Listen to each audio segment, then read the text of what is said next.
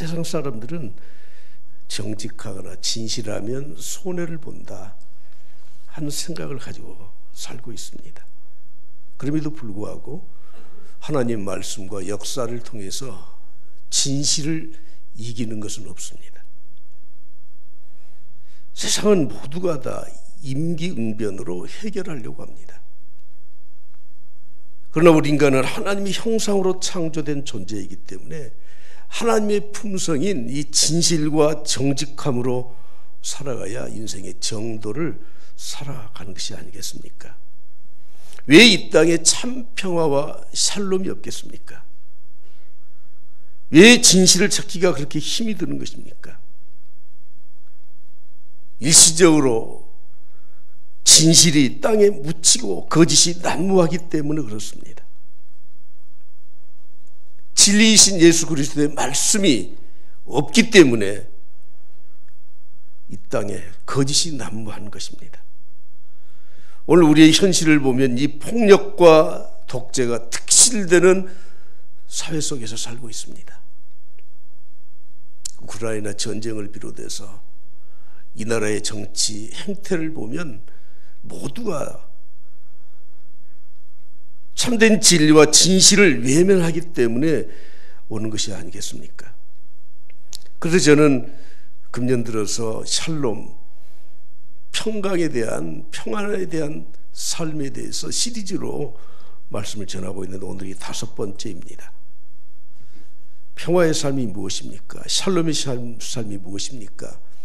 하나님과의 막힌 담을 헐어야 참된 평화가 시작되는 겁니다. 그래서 우리는 예수 그리스도를 통해서 하나님의 자녀가 되어서 하나님과의 막힌 담이 헐어진 존재들입니다. 그러므로 우리는 이 땅에 평화의 사신으로 피스메이커로 사는 것은 당연합니다. 그 평화의 삶을 누리기 위해서 원수를 사랑하라 말씀을 드렸습니다. 두 번째로는 쓴뿌리의 상처를 치유해라. 내 마음의 쓴뿌리의 상처를 치유하는 것은 용서하고 용서받는 길밖에 없습니다.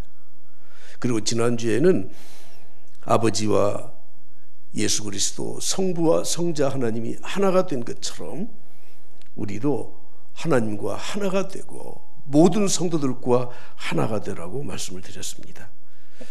오늘은 이제 5번째로 우리가 참된 평화를 누리기 위해서 우리는 진리 편에 서야 된다는 거예요. 이미 말씀드린 것처럼 진실을 이길 자는 없습니다. 진리는 승리합니다. 할렐루야. 오늘 3.1절 104주년 기념 주간이 든 주일입니다. 104년 전에 이 나라의 독립을 외쳤던 우리 민족을 한번 생각해 보십시오. 아주 미미한 존재들입니다. 국제적으로 지지를 받거나 했던 그런 민족도 아니에요. 그러나 지금 한 세기가 지난 이후에 이 나라는 민주화되었고 경제 대국이 되었고 이 나라는 세계에서 내놓을 만한 그런 위치에 서 있기 때문에 이제는 우리는 개발도상국, 후진국, 중진국을 넘어서 선진국이 되었습니다. 그럼에도 불구하고 저는 우리나라가 아직도 선진국이 되지 못했다 하는 것들을 오늘 먼저 말씀을 드리고 오늘 본문의 말씀을 좀 생각해 보고자 합니다. 국제 투명성 기구라고 하는 TI에서 발표한 통계가 있습니다. 한번 봐보시죠. 180개국을 대상으로 해서 발표를 했습니다. 국가 청렴도 순위가 1위부터 180개까지 통계를 내놓았는데 1위는 덴마크, 2위는 핀란드, 공동 2위가 뉴질랜드, 그 다음 노르웨이, 싱가포르, 스웨덴, 스위스, 네덜란드, 독일, 아일랜드까지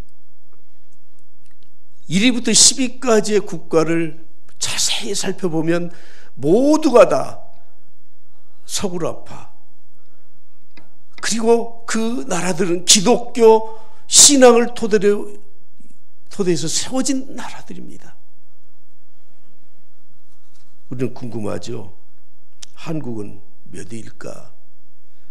한국은 100점 만점에 63점으로 31위입니다. 근데 한국보다 더 궁금한 나라가 있습니다. 일본입니다. 일본은 18위예요. 73점이에요. 중국은 65위, 45점. 북한은 171위, 17점.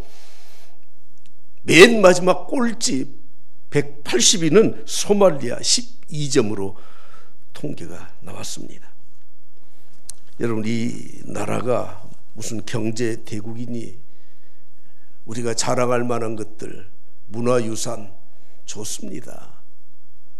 그러나 정말 우리가 선진국의 대열에 설 수 있는 나라가 되었느냐? 아직은 아니라고 저는 생각합니다.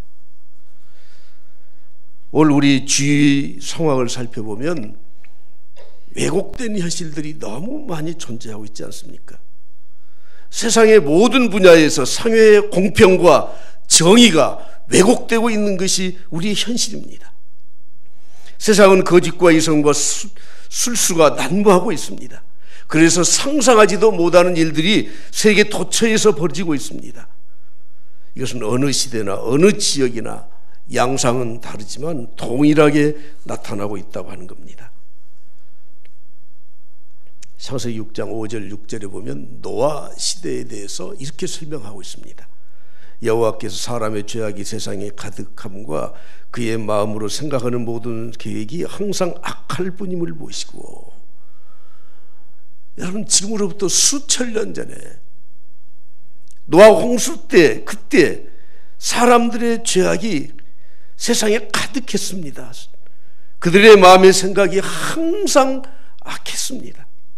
왜 그렇습니까? 인간의 본성이 그렇기 때문에 그런 것입니다. 그래서 하나님은 땅 위에 사람을 지으심을 한탄하셨다고 말씀을 하고 있습니다. 오늘 본문 말씀에 주인공은 아니지만 핵심으로 등장하는 인물이 빌라도입니다. 빌라도는 예수님이 무죄임을 알고서도 십자가에 못 박는데 내어준 사람이에요. 빌라도는 유대인들이 예수님을 가리켜서 저 사람이 하나님의 아들이라고 합니다 하는 그 말을 듣고 두려워했다고 성경은 기록하고 있습니다. 예수님이 하나님의 아들이라는 말에 정치가인 이 빌라도가 왜 두려워할 필요가 있겠습니까? 그 사람에게 그나마 일말의 양심이 있었기 때문이라고 생각합니다. 빌라도가 이 말을 듣고 더욱 두려워하여 빌라도가 로마 황제에게 보낸 빌라도 보고서라는 것이 발견이 됐는데 마지막 예수님에 관해서 결론 부분을 이렇게 쓰고 있습니다. 십자가 옆에서 십자가 처형 현장을 지휘하였던 백부장 말커스가 말한 것처럼 저는 진실로 나사렛 예수가 하나님의 아들이었다고 말씀드리고 싶습니다. 빌라도가 보기에도 예수님은 무죄한 분이셨고 하나님의 아들이었다는 것을 그는 확신했기 때문에 이렇게 빌라도 보고서에 로마의 황제에게 이 글을 써서 보낸 것이 아니겠습니까? 빌라도는 예수님을 보는 순간 직관적으로 이 사람은 보통 사람이 아니다, 이 사람은 무죄하다 하는 것을 알았기 때문에 수단과 방법을 가리지 않고 총독의 고난으로 죄수 한 명을 놓아주는 이 석방의 방법까지 쓰려고 하지 않았습니까? 요한복음 19장 12절 말씀해 보면 빌라도가 예수를 놓으려고 힘썼다고 말씀하고 있습니다. 그러나 예기치 않은 군중들의 거친 항의와 외침에 무릎을 꿇고 말았습니다. 빌라도는 정치적 야망을 가지고 있었기 때문에 군중들과 타협했다는 것입니다. 그래서 예수님을 십자가에 못 박도록 넘겨주었습니다. 오늘 본 말씀 12절 말씀 다시 한번 다 같이 보겠습니다. 이러함으로 빌라도가 예수를 놓으려고 힘썼으나 유대인들이 소리질러 이르되 이 사람을 놓으면 가이사의 충신이 아니니이다. 무릇 자기를 왕이라고 하는 자는 가이사를 반역하는 것이니이다. 아멘. 빌라도가 예수님을 놓아주기를 힘썼습니다. 그러나 유대인들이 소리를 쳤습니다. 뭐라고 소리쳤습니까? 이 사람을 놓게 되면 가이사의 충신이 아닙니다.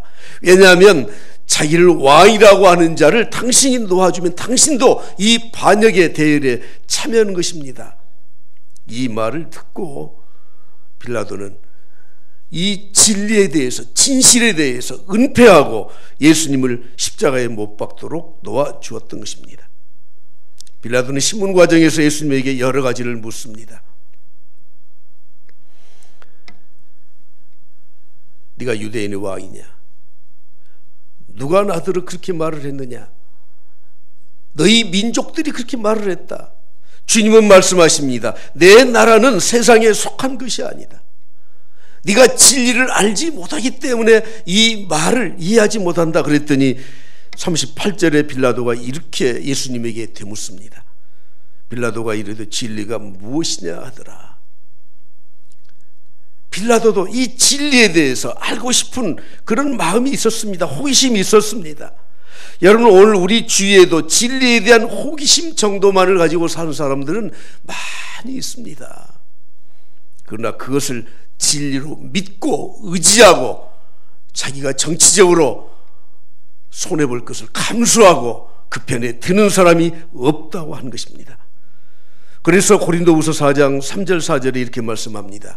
만일 우리의 복음이 가리었으면 망하는 자들에게 가려진 것이라.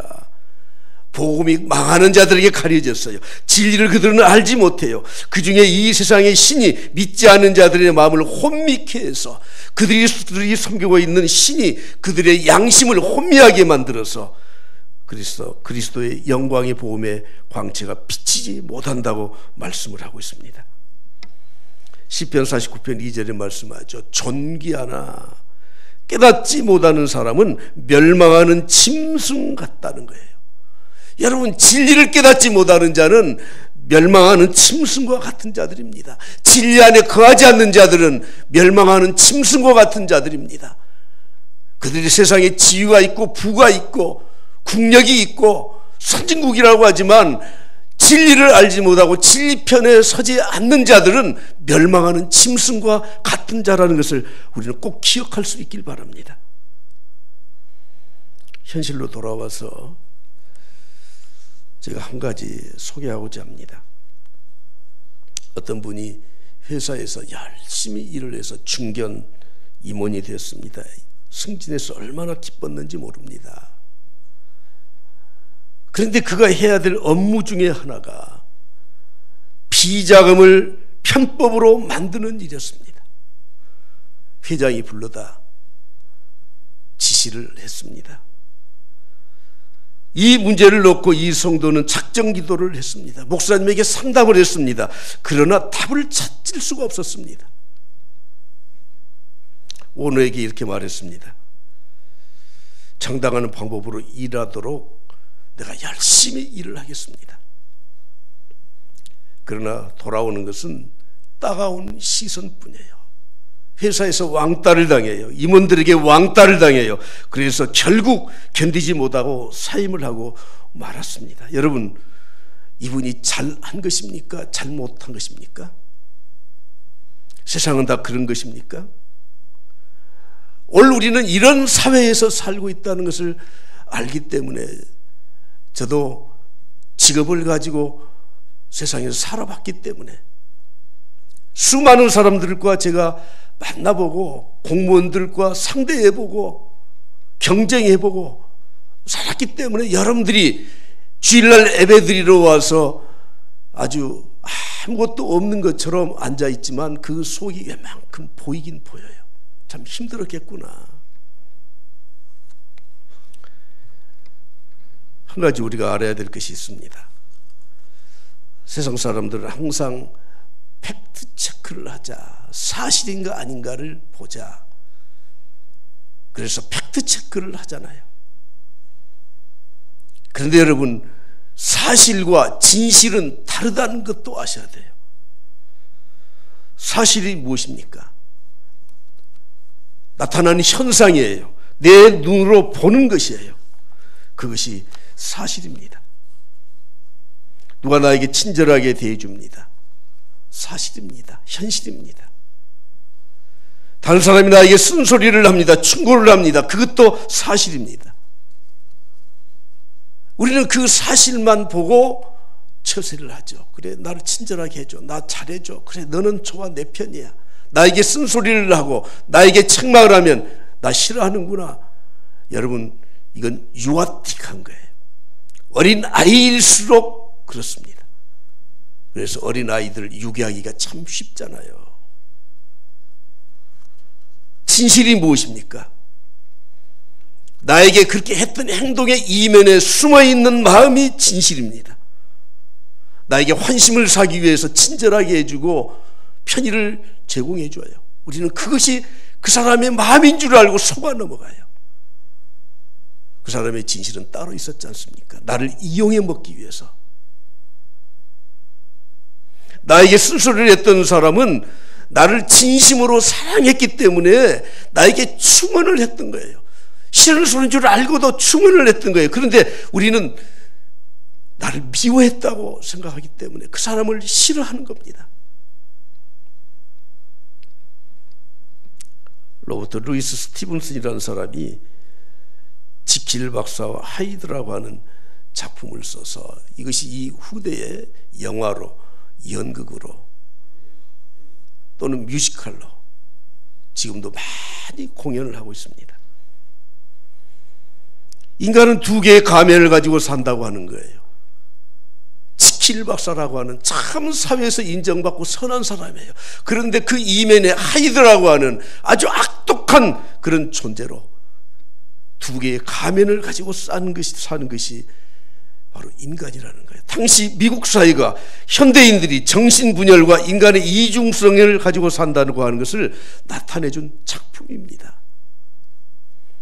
여러분, 이 세상에 이런 진실과 허위가 난무하는 이 세상 가운데 우리가 어떻게 살아야 할 것입니까?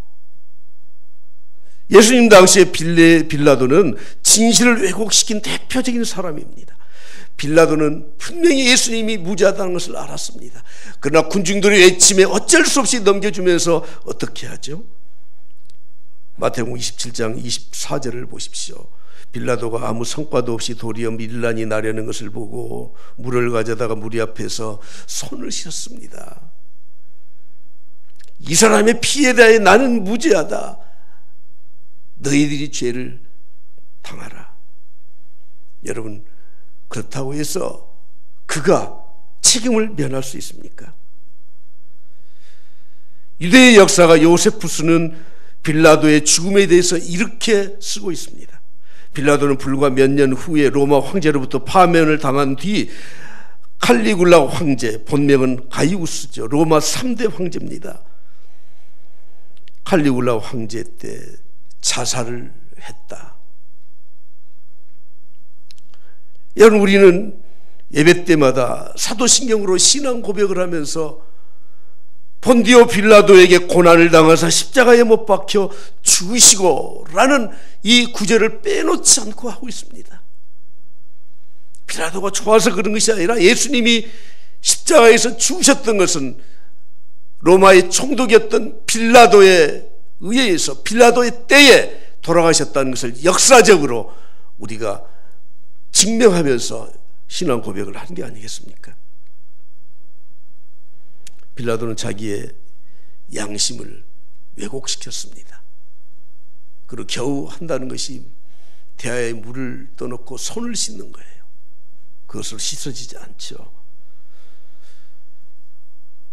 역사에 가정을 해서 하는 말은 별로 의미가 없다고 하지만 빌라도가 그때 그렇게 하지 아니하고 예수님을 내어주지 않았더라면 어떻게 되었을까? 저는 두 가지 결과가 올 수 있다고 생각합니다. 첫째는 빌라도는 역사의 의인으로, 영웅으로 추앙을 받았을 것입니다. 또 한 가지는, 그러면 예수님은 십자가에 못 박아 돌아가셔야 되는데 어떻게 됐겠느냐? 그럼 빌라도가 안 해도 누가 해도 또 하는 거예요. 그러므로 오늘 우리는 항상 진리 편에, 진실한 편에 내 양심과 내 삶을 걸고 그곳에 서야 하는 것입니다. 사랑하는 성도 여러분, 혹시 지금 나는 사실 뒤에 나의 어떤 진실을 숨기고 살고 있습니까? 내가 지금 진실을 사실 뒤에 숨기고 행동하는 것이 무엇입니까?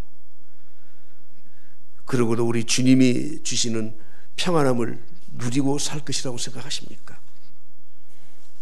우리는 진리편에 서야 합니다. 할렐루야. 따라서 합시다. 진리편에 서자. 참 평안은 진리편에 설 때 오는 것입니다. 참 평안은 내가 진리 안에서 거할 때 주시는 하나님의 선물입니다. 그런데 그 진리는 무엇입니까? 예수 그리스도이십니다. 요한복음 14장 6절 말씀 보시죠. 예수께서 이르시되 내가 곧 길이요 진리요 생명이 나로 말미암지 않고는 아버지께로 올 자가 없느니라. 내가 곧 예수 그리스도가 곧 예수님이 진리이셔요. 진리는 유일하신 구원자이신 예수 그리스도이십니다. 신앙이 무엇입니까? 그 진리이신 예수 그리스도를 믿는 것입니다. 피조물인 인간은 모두 죄 아래 태어났습니다. 그리고 그 죄로 말미암아 멸망을 받을 수밖에 없습니다. 그러나 성도는 예수 그리스도의 십자가의 은혜로 구원받은 자들입니다. 그러므로 구원받은 이후에 우리의 삶은 구원자이신 예수 그리스도의 인도하심을 받고 날마다 예수 그리스도를 열망하면서 살아가는 자들이 바로 성도들입니다. 복음을 믿고 하나님을 열망하며 사는 자들은 복된 자들이요 이 땅에서 참 평안을 누리며 사는 자들입니다. 진리편에 선다는 것은 다른 말로 우리가 영과 진리로 예배드리는 예배자가 된다는 그런 뜻입니다. 여러분, 구원받은 성도들의 첫 번째 변화된 우리의 삶의 열매는 예배자가 되는 거예요. 예배는 절대자에게 드리는 것이에요. 그런데 세상에 믿지 않는 사람들은 절대자인 하나님께 예배하지 않습니다. 저들이 섬기고 있는 신이 다 있습니다. 세상에는 무신론자가 없습니다. 자기 자신을 믿는 자기 자신이 신일 수도 있고 자기가 소중히 여기는 물질이 신일 수도 있고 그들이 잘못 선택한 종교가 그들의 신일 수 있습니다.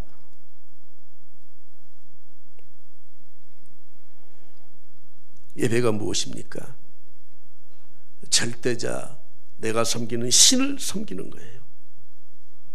주님은 이렇게 말씀하셨습니다. 너희는 알지 못하는 것을 예배하는구나. 우리는 아는 것을 예배한다. 예수님은 아는 것을 예배하신다는 거예요. 그래서 구원이 유대인에게서 합니다.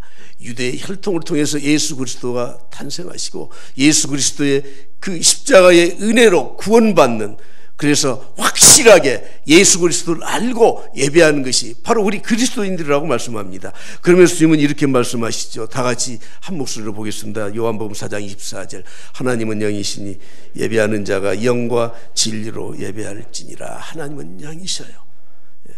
예수 그리스도를 통해서 진리로 예배하라고 말씀을 하고 있습니다.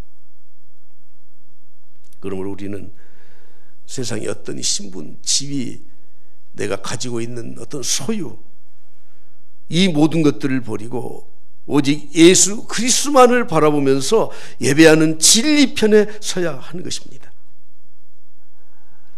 제가 제네바의 칼빈 기념교회를 가보고 제가 깜짝 놀랐습니다.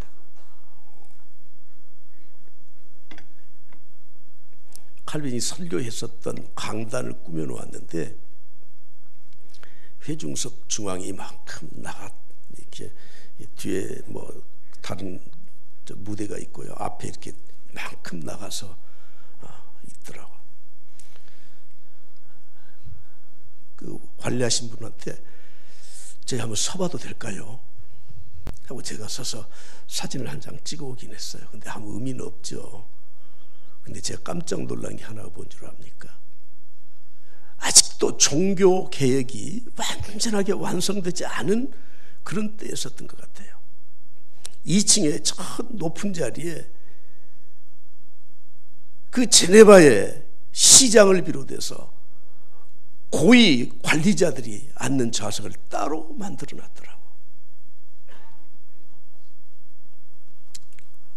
중세 유럽에서는 예배 시간에 성주가 오면은 사람들이 다 일어섰다고 합니다. 박수를 쳐줬다고 합니다. 여러분, 예배가 하나님께 드리는 것인데 여러분 그래서 됩니까? 오직 하나님만 영광을 받으셔야 되는 거예요. 오직 하나님 말씀만이 진리임을 확신하고 세상의 것을 다 버리고 교회에 오면 정말 하나님 앞에 죄송한 표현이지만 납작 엎드려야 돼요. 전부여 의지없어서 손 들고 옵니다. 주 나를 외면하시면 나 어디 가리까. 할렐루야, 할렐루야. 여러분, 그래서 우리는 교회에 나올 때마다 영이신 하나님께 진리신 예수 그리스도 앞에 그 십자가의 은혜를 의지하고 납작 엎드려야 돼요. 베들레헴에 가면 예수 탄생 기념 교회를 지어놓았어요. 그럼 뭐 기념으로 만들어 놓은 것이 예배를 드리는 장소는 아닌데 한 가지 특색이 있어요. 출입하는 출입문이 약 1m 20 정도 되나요? 사람이 서서 들어갈 수가 없어요. 여러분들이 아시다시피 중세의 귀족들이나 기사들이나 왕들은 권세가 당당하잖아요. 말을 타고 탁 들어가는데 다 내리라는 거예요. 내려서 아기 예수께 들어가는 이 탄생교회 여기에 들어가려고 하면 고개를 90도로 숙이고 들어가. 그런 의미로 입구의 문을 아주 낮춰놓았습니다. 여러분 어떻습니까? 나는 진정한 예배자입니까? 정말 진리 편에 서서 하나님을 믿고 예수 그리스도 편에 서서 그 진리에 내 목숨을 걸고 내 생애를 다 걸고 살아가는 사람입니까? 그렇다면 지난 일주일 동안 우리는 얼마나 예수 그리스도를 갈급하며 살았습니까? 오늘 주일날 교회에 나오면서 얼마나 사모하는 마음으로 예배에 참석하셨습니까? 내가 진리를 알았다면 예수 그리스도의 십자가의 이 복음, 예수 그리스도로 말미암아 진리를 믿고 예배자로 정말 이 자리에 엎드리셨습니까? 하나님의 말씀만이 진리임을 확신하고 유대인들의 외침에 타협하지 않고 자기가 믿었던 것, 확신했던 것 그대로 선포하면서 빌라도가 판정을 했더라면 아마 역사에 영으로 추앙받고 그도 예수 그리스도를 믿어서 하나님 나라에 가게 되었을 줄 믿습니다. 그러므로 우리가 진실한 또 진리 편에 예수 그리스도 편에 선다는 것은 참으로 중요한 일이라는 것입니다. 성경이 니고데모에 대해서 이렇게 소개하고 있습니다. 니고데모는 바리새인이었습니다. 유대의 지도자였습니다. 젊었습니다. 재력도 가지고 있었습니다. 그러나 그가 그의 인생에 대해서 깊이 생각을 해보니 이것이 사람 사는 게 아니에요. 그래서 요한복음 3장에 예수님과 면담을 하러, 상담을 하러 저녁에 찾아왔었죠. 그는 그냥 돌아갔습니다. 정답은 맞는 것 같은데 결단을 하지 못했던 거죠. 마음에 숙제를 안고 돌아갔습니다. 예수님을 죽이자는 논쟁이 있을 때 그는 공회의원이었기 때문에 당당하게 손을 들고 말을 합니다. 우리가 더 좀 알아보고 저 사람을 죄인으로 죽이든지 살리든지 합시다. 분명한 죄가 발견됐을 때 그때 합시다. 지금은 보류합시다. 요한복음 7장 50절 51절에 말씀합니다.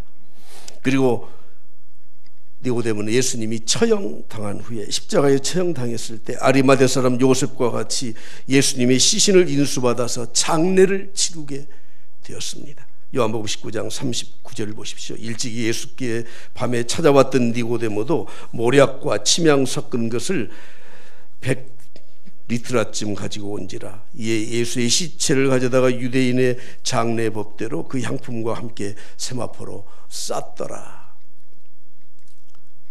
이것을 성경은 숨어있는 제자, 지난번 한글 개혁에는 은휘하는 제자라고 기록하고 있습니다.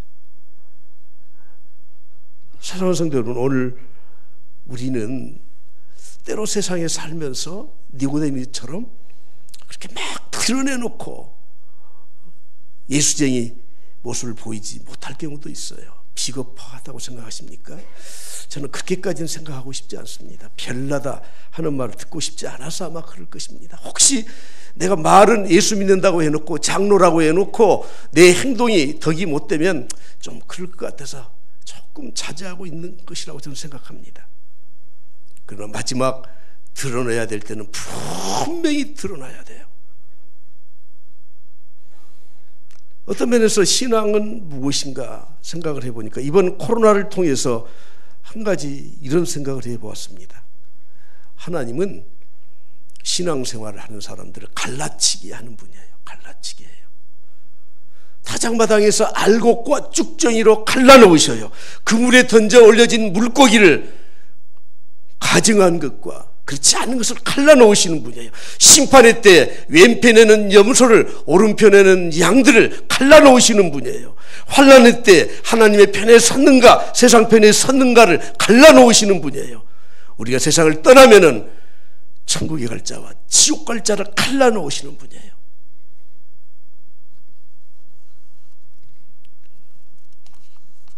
제가 청년 때 어렸을 때 자주 불렀던 찬송이 있습니다. 자, 무반주로 한번 1절만 하겠습니다. 우리 성도님들 중에서 이 찬송을 아주 좋아하신 분들이 몇 분 계시더라고요. 어느 민족 누구에게나 결단할 때 있나니 참과 거짓 싸울 때에 어느 편에 설 건가.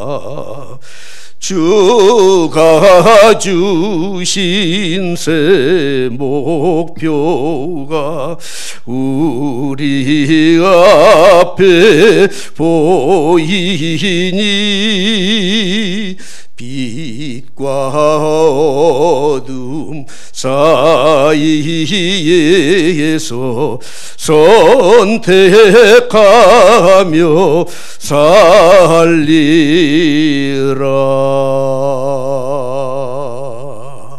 할렐루야, 할렐루야. 우리 하나님께 크게 영광의 박수 올려드립니다. 할렐루야.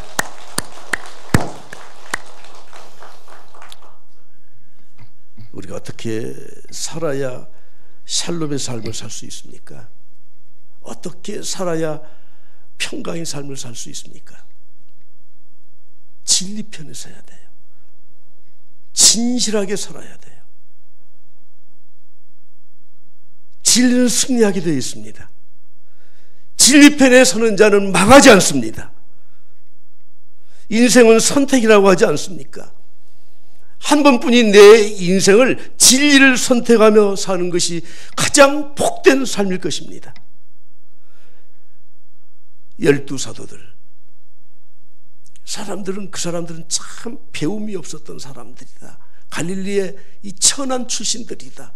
그래서 한마디로 불학, 무식, 배우지 못한 무식한 자들이라고 말을 하는데, 인간적으로 보면 뭐 그 말이 별로 틀린 말은 아니에요.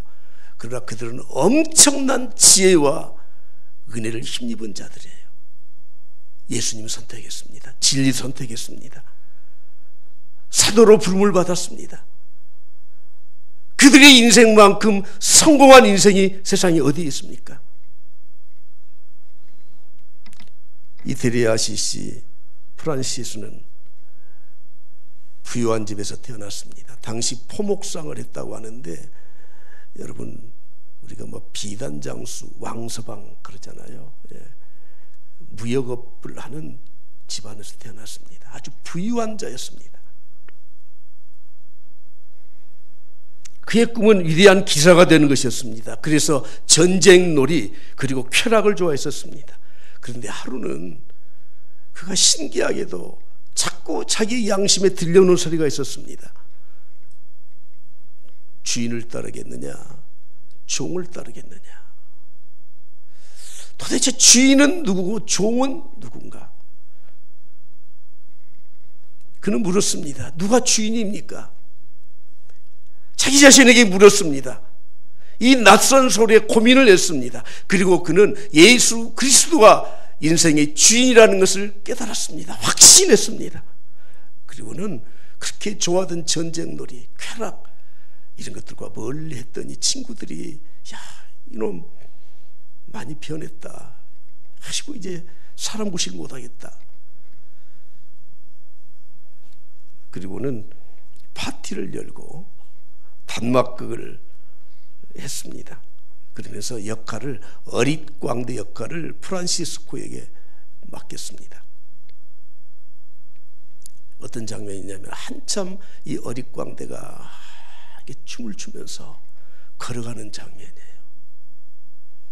그 역할을 연출을 했을 때 자기 마음속에 항상 있었던 누가 주인이냐, 너는 종을 따라가겠느냐 주인을 따라가겠느냐 하는 이 음성에 대한 이것이 자기 양심을 찔렀습니다. 그리고는 가던 길을, 이 연극의 이 가는 길을 멈추고 갑자기 외쳤습니다. 주님, 내가 이렇게 살 수는 없습니다. 이렇게 밀려서 종으로 끌려가는 인생이 될 수는 없습니다. 그리고 그 자리에서 무릎을 꿇고 자기가 받은 유산 다 정리해서 가난한 자들을 나눠주고 오직 주님의 뜻대로 평생을 살았던 성인이라는 칭호를 받는 삶을 살았던 것입니다. 여러분, 저와 여러분에게 한 가지 묻고 싶습니다. 내 인생을 세상에 끌려서 살겠습니까? 진실을 숨기고 살아가겠습니까? 나에게 주신 사명과 그리고 그것을 감당함으로 오는 참 평강을 누리며 살아가겠습니까? 내가 진리의 편에 서서 하나님의 일을 행할 뿐만 아니라 주의 능력을 행함으로 나에게 주신 상급을 누리면서 살겠습니까? 다시 한번 말씀을 정리해서 말씀드립니다. 빌라도는 진실을 은폐했습니다. 자기 양심 속였습니다. 우리는 기억해야 됩니다. 사실과 진실은 다르다. 내가 저 사람에게 친절하게 해주는 것은 진실인가 허위인가? 내가 주님 앞에 나와 예배하는 것은 이것이 형식적인 것인가 진실한 것인가? 오늘 우리가 참된 진리를 따르고 진실하게 살아갈 때만 하나님 우리에게 주시는 평강이 있을 줄 믿습니다.